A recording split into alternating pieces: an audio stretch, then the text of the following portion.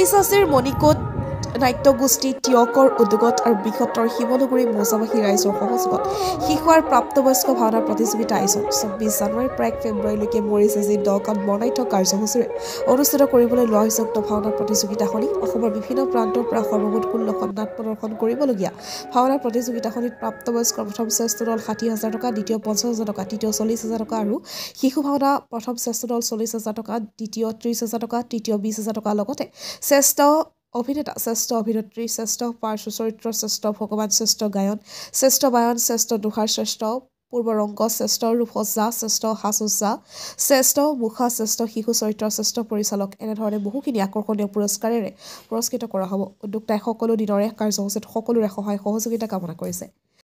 মই প্ৰথমে অসমবাসী ৰাইজলৈ শেহতীয়াকৈ হ'লেও ইংৰাজী নৱবৰ্ষৰ শুভেচ্ছা জ্ঞাপন কৰিছোঁ আৰু ভোগালী বিহুৰ লগ জনাইছোঁ।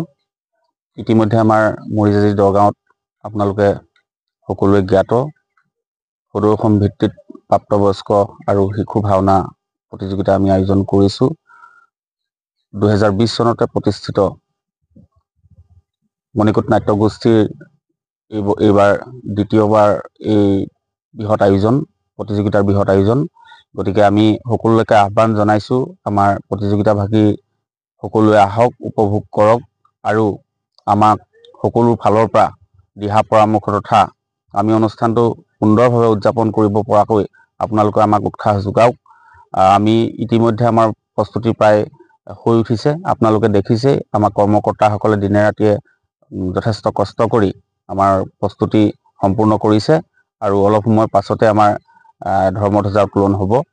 তাৰপাছত আমাৰ আসন প্ৰতিষ্ঠাৰ পৰা আৰম্ভ কৰি স্মৃতি তৰ্পণ আসন প্ৰতিষ্ঠা আৰু আমাৰ আজি দুটাকৈ দৰ্শনী প্ৰতিদিনাই হ'ব।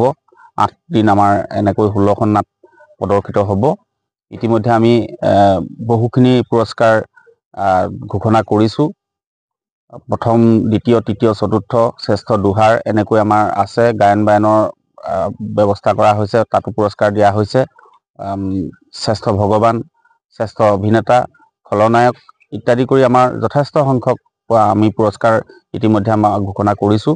গতিকে আপোনালোক সকলোলৈকে আমি কৰজোৰে প্ৰাৰ্থনা জনাইছোঁ আমাৰ প্ৰতিযোগিতা থলীলৈ আপোনালোক আহক আৰু আমাক আপোনালোকৰ উপস্থিতিৰে আমাক উৎসাহিত কৰক।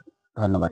নমস্কাৰ, মই শ্ৰী অনিল দত্ত সকলো অসমবাসী ৰাইজলৈ সৰ্বপ্ৰথমে নমস্কাৰ জ্ঞাপন কৰিছোঁ।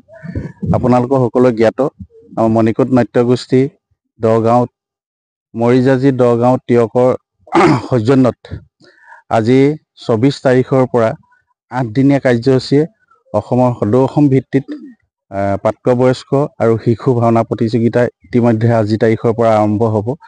ইয়াৰ পাছতে সকলো অসমবাসী ৰাইজলৈ আমি কৰজোৰে মিনতি জনাইছোঁ, সকলোকে আমন্ত্ৰণ জনাইছোঁ। আজি মণিকোট নাট্যগোষ্ঠী আপোনালোকৰ সকলোৱে জ্ঞাত অসমৰ বিভিন্ন ঠাইত ভাওনা প্ৰদৰ্শন কৰি এই অঞ্চললৈ সুনাম অৰ্জন কৰি অনাৰ লগতে আমিও বিগত ৪ বছৰৰ আগত প্ৰায় ৩ বছৰৰ আগত ভাওনা প্ৰতিযোগিতা আৰম্ভ কৰিছিলোঁ। এইবাৰ দ্বিতীয়বাৰ আমি আৰম্ভ কৰিছোঁ মণিকোট নাট্যগোষ্ঠী মৰিচাচি দহগাঁও টিয়কৰ সৌজন্যত।